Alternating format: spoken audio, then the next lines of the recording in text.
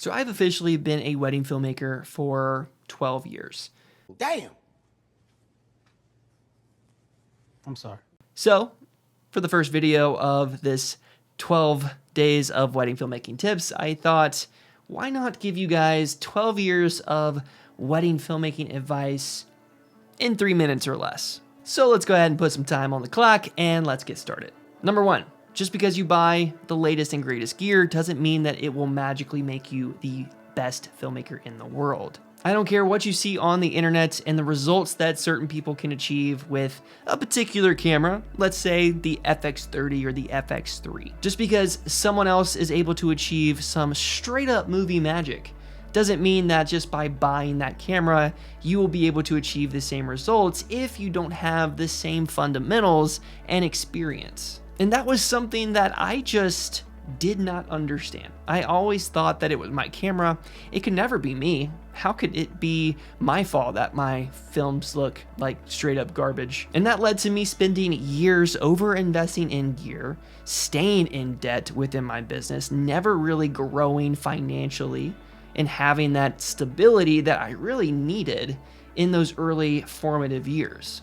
I simply thought it was my crappy camera. But it really was the lack of knowledge that I had regarding how my camera actually works, how to get proper exposure, how to frame my shots with intention and emotion, what frame rates to use, what does shutter speed even mean, what lenses should I be using, and is audio really that important? All of those lessons I had to learn the hard way, but when you make mistakes, you learn from them and it makes you a better filmmaker. Number two, your art matters, but hey, the couple matters more. The wedding film world has been seriously inflated to convey more theater than realism, meaning everyone and their mama wants to create those cinematic movies, those eye candy shots, those larger than life moments. And in doing so, we inadvertently kind of forget the real meaning of what we're actually there to do. Because we're so hyper-focused on how we can impress our peers, or we're so hyper-focused on how to tell the best story. And when things don't go our way, we try to manufacture moments and we end up creating this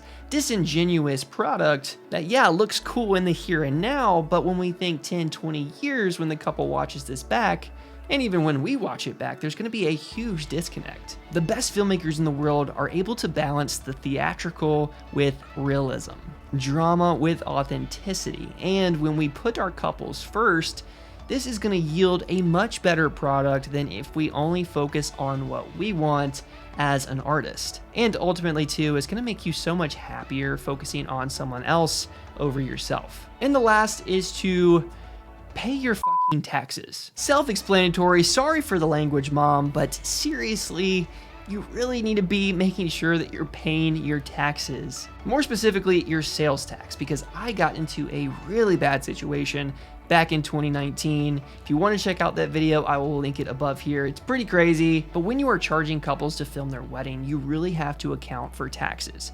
Just because you charge $2,000 doesn't mean that you made $2,000. Let's say taxes equate to 28%, that would be $560 worth of taxes. And then let's just say that you owe $750 in business expenses for that month. Then when you deduct all of that together, realistically a $2,000 wedding only gives you $740 worth of profit. So as a first-time business owner, I highly recommend and encourage you guys to sit down, figure out how much taxes you're gonna owe, how much expenses you have, navigate those fixed costs so that you can charge appropriately for these weddings coming up so that you're not in a bind, you're not overworking yourself, and you're not spending years struggling to charge what you should be making.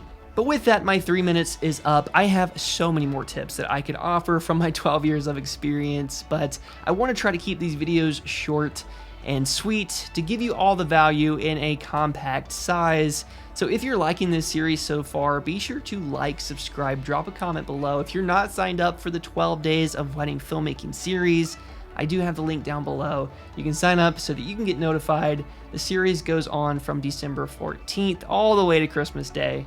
So I hope to see you there, and until next time, keep creating and telling beautiful stories. Peace.